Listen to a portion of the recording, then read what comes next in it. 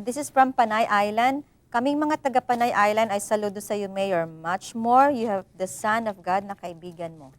Salamat. I'm very lucky, very fortunate to be a friend of. Totoo yan. Pastor. Okay.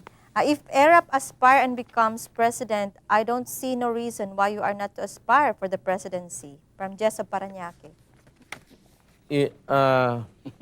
Alam mo, sa, yung mga gano'n na, lalo na yung position na yun, 1 out of the million, it's sometimes the will of God. Parang destiny yan.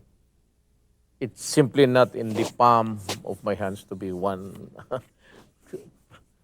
Hindi talaga.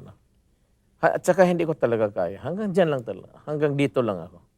I cannot, I said, you begin to self-destruct if you crave for more. It's the craving of something which is beyond you.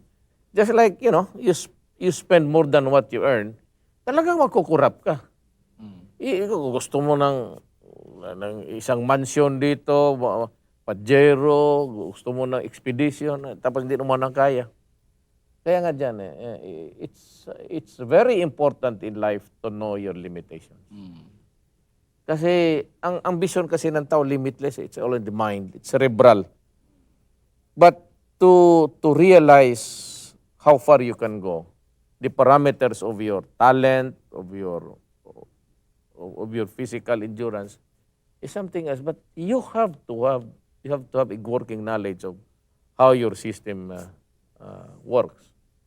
Yung limit mo sa utak, talent, everything. Hanggang